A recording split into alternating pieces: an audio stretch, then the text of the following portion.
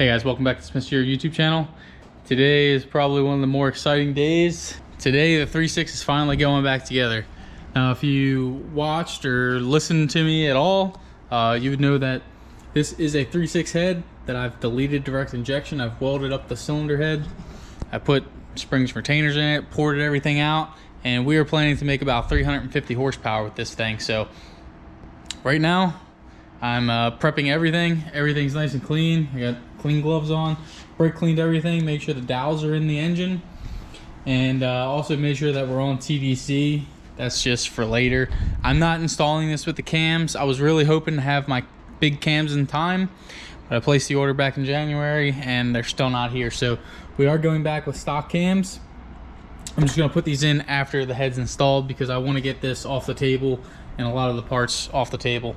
So yeah, just make sure, clean everything, clean it multiple times. Can never be too clean. I'm using OEM head bolts just because there's not really an aftermarket option for these, and I'm not drilling the block out. These are like 11 millimeter. If you wanted like readily available studs, you'd have to go to like 12, I think it is. But either way, I'm not making crazy horsepower. It's NA. We don't need head studs. If I have to pull the head off again, I'll just buy another set of bolts. It's not a big deal. We are using an OEM head gasket. There's a bunch of different compression ratios with these motors. This is a BLV, so this should be about 12.4.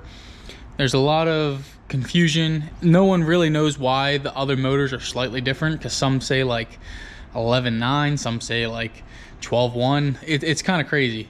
But this is supposedly the highest compression ratio.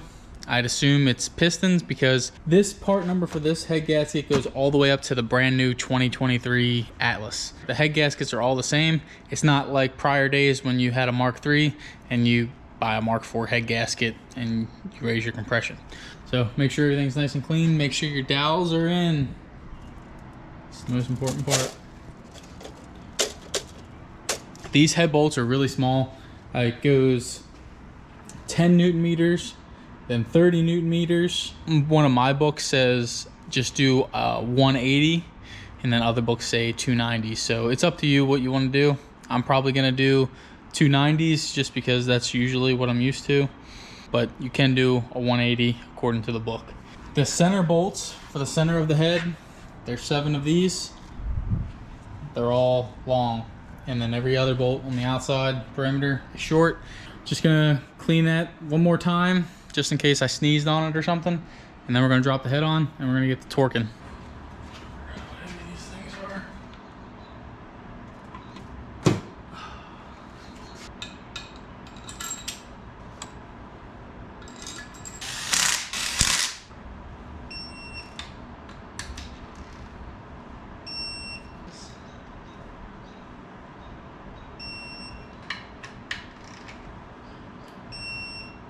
Cam caps off. I'm just gonna wipe through everything, and then I'm just gonna be using this assembly lube. This stuff works really good, but it does eat through your gloves, so use some of these type of gloves and then they'll last a little bit.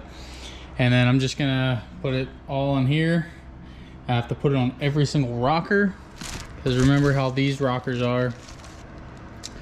This isn't like a normal kind of cam follower that Volkswagens use. They started using these in like the Mark V days.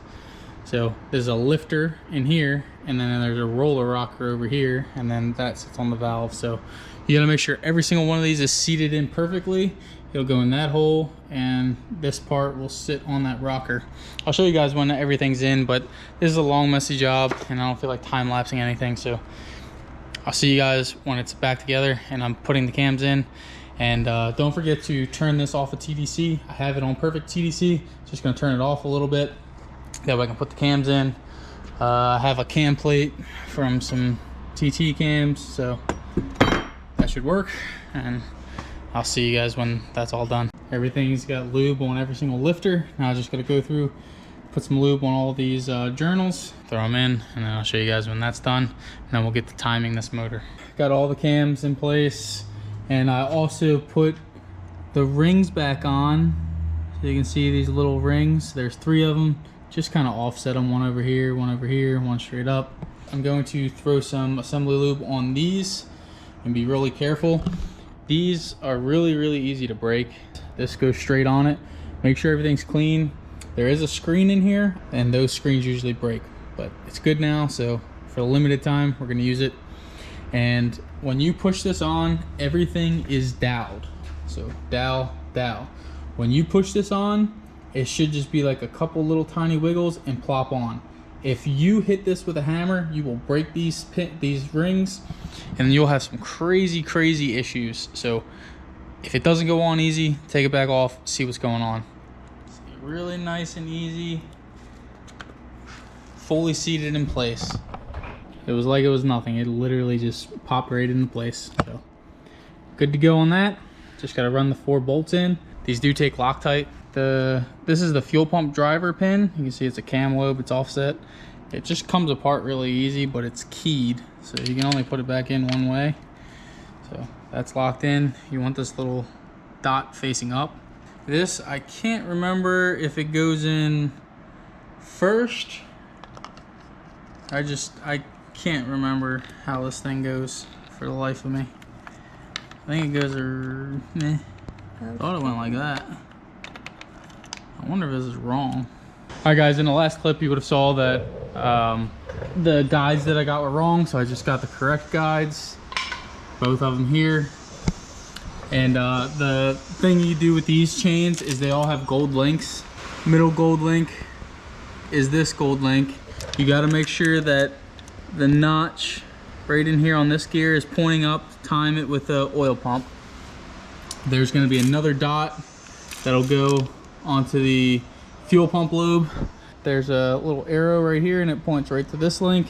And you also got to count 16 links. So just like a 27T or a 18T, you'll count 16 links between the two. And then this gear I always leave off and then put on at the same time with it. There is a little arrow right there, so I'll just time lapse this and show you. Cam's playing Sonic in the background, so you'll hear that. But yeah, see you guys in a second.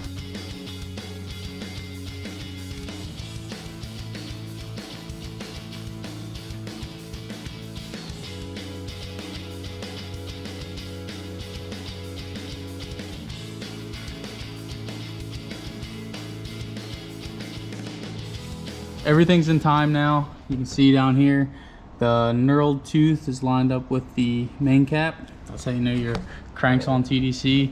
And then over here, the arrow on the drive is lined up with the arrow behind it on the oil pump. So that's how you know that the intermediate shaft's in time. If it's 180 out, you're gonna have cam faults. So make sure you do that right. You can do this all backwards, and many people do it. Middle line into there, you come on up, follow everything up, put blue Loctite on these guide pins, don't want those coming out.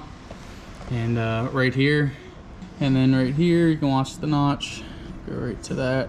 Now everything's timed, we can just start getting all the covers, cleaning them and gluing them on.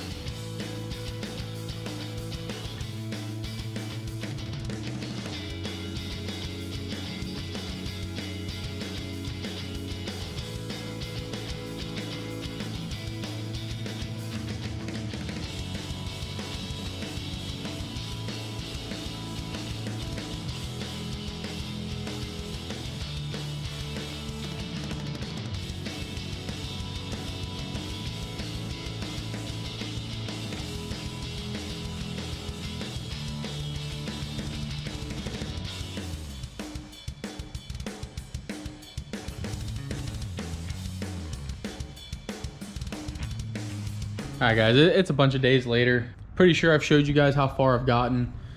The engine's back in the car. I started doing like a bunch of random things that I don't really need on camera.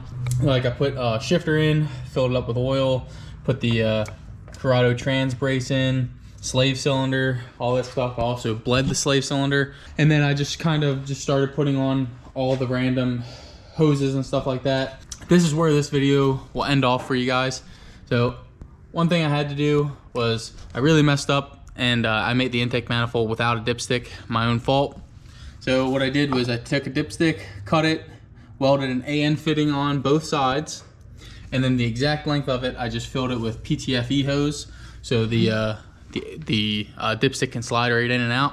So now it'll just be over here. It'll be kind of weird. I got an accurate reading because I've already filled this up with the proper amount of oil. It's on the dipstick. We're good to go. Right here, so usually on a 3.6, this is flipped up pointing this way. So to make the intake manifold, I flipped this around so this is sideways. So this is one of the Passat hoses that the 3.6 came out of. So it's coming out and down, and then I just bought this. This is 1.25 inches, and obviously I'm gonna cut it, bead roll it, put it up in here so it's nice and tight.